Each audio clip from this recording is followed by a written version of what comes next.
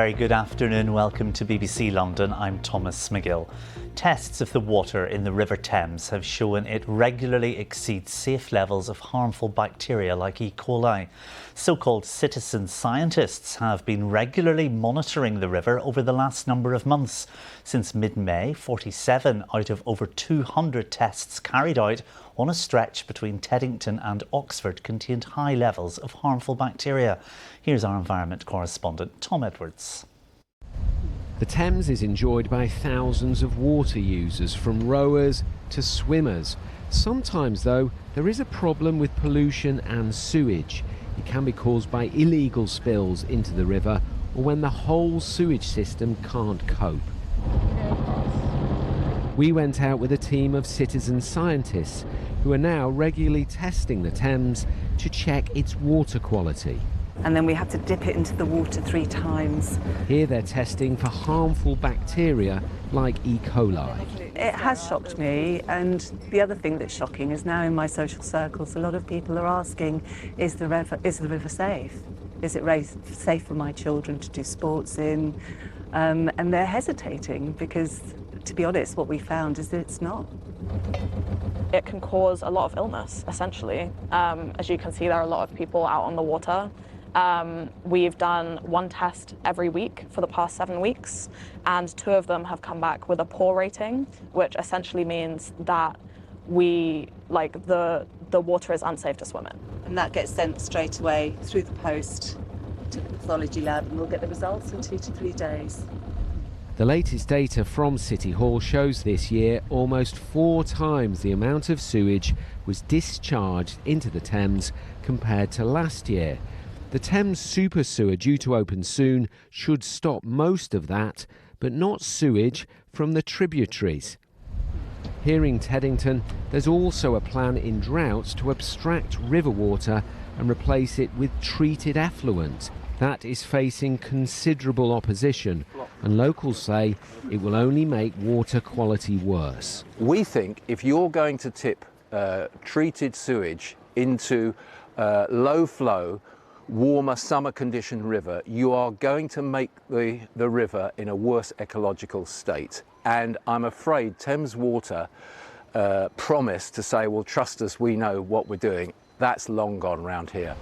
Thames Water has said that taking action to improve the health of rivers is a key focus, and it is investing in infrastructure upgrades. But here there is huge distrust, and they say they'll keep on testing to show the state of the Thames. Tom Edwards, BBC London. A strike affecting refuge workers in Redbridge has been called off this morning following a ballot of Unite Union members. There was concern about unacceptable working conditions. Now Unite say its members have accepted a new offer by Redbridge Civic Services, who manage the waste contract for the council. Redbridge Council says we are pleased those affected have voted against taking industrial action. 2 police officers who had to go to hospital after being potentially exposed to chemicals during the arrest of a man in South London have been discharged without harm. A man who was arrested during the incident remains in hospital in a serious condition after he claimed to have ingested drugs. It happened at 6:30 on Penge High Street following reports of a group of shoplifters in the area. Now, GCSE students in London have achieved the best results in the country, with more than a quarter of papers awarding a 7 grade or above. Leila Hayes has been to one school in South London to see pupils receive theirs. The rip of an envelope and then big smiles. For these GCSE pupils at St Mark's Academy in Mitcham. Among them twins Joanna and Lydia, who both did incredibly well. I got a 9 in French, a 9 in maths, a 9 in geography, a 9 in RE, a 9 in biology, a 9 in chemistry, a 9 in physics, a 7 in English language, an 8 in English literature, and a 9 in computer science. How are you feeling? Really happy. Giovanni also passed all his GCSEs, even though he only arrived in the country 5 years ago with very little English. To achieve all of these things at my new school, in this new country, just a great experience and everything. Thank you, miss. How are you feeling today? I'm pretty proud of myself because of all these achievements, and my dad is also here, so I'm very happy about that as well. Dad's proud too. Yeah. Yep. Of course, yeah.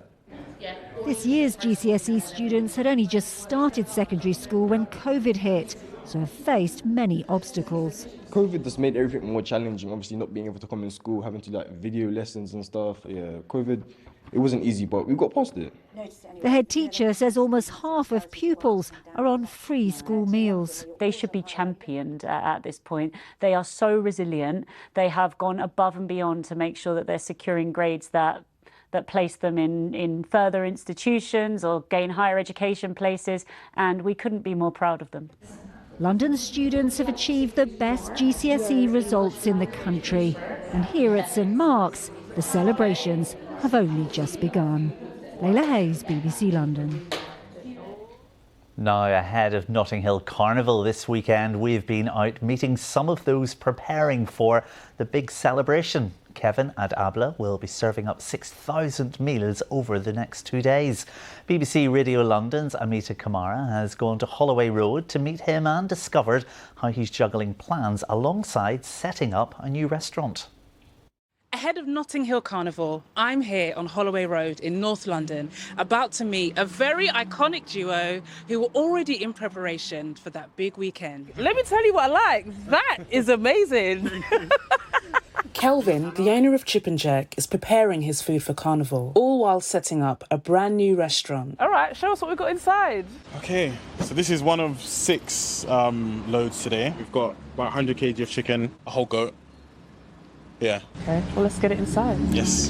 The building we're in is steeped in legacy for Kelvin. His mum ran her restaurant here until it closed in 2020, never thinking that she would return again. But Kelvin had a surprise up his sleeve. What's this? Come on. What's this? What's going on? Oh, Mum! Huh? You still want 7 Holloway Road? This same building was my mum's for 12 years. COVID and other reasons, she just kind of gave it up. Me and my brother got it back again. I freaked out. So I couldn't believe that Kelvin is back here where we started. So we're of course prepping for Carnival. What's it actually like? It's hard work. Carnival, we don't sleep. We don't sleep for 48 hours. This is the only way to like season 30 kilos of chicken. You've got the base spices, ginger and garlic, but then the other ones, I've got to keep a secret. I think this year we're giving ourselves a week to That's a challenge. We're used to it now, so it's good. What tends to be the atmosphere on the days of Carnival? We see it from the stall looking. It's like smells, it's like feelings, it's like that smoke from the jerk pan. You can smell it once you park like 3 miles away. You just see every single type of like different human, you know, just having a good time. Aminata Kamara, BBC London. Looks delicious, and there will be a carnival themed show on BBC Radio London this Monday between 2 o'clock and 6 p.m. And that takes us nicely to the weather with Corsa. Hello there, good afternoon. Well, it's been a cloudy, showery, windy day so far, but gradually it is an improving story for the rest of today, becoming drier and brighter with some late spells of sunshine. For the time being, though, still quite cloudy, and the winds are still gusting near 40 miles per hour from the southwest, and temperatures widely reaching around 20 to 21 Celsius. But this cloud will continue to clear, and by the end of today, more in the way of drier, brighter weather, clearer skies. The winds will ease somewhat for a time, but by the end of the night, thicker cloud spreads in again and some further outbreaks of showery rain. The winds pick up and temperatures 13 to 15 Celsius. It's a waving weather front. That rain will clear though, and for much of tomorrow it should be largely fine and dry with some good spells of sunshine into the afternoon. Feeling warm in the sun as temperatures reach 20 to 24 Celsius, but it will be windy out there once more.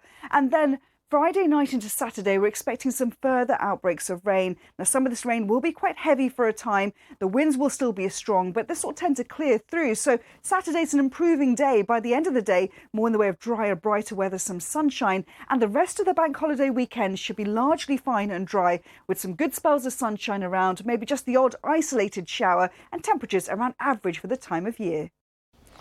And that's all from the lunchtime team here in London. Of course, there's much more on BBC News app and on BBC Radio London.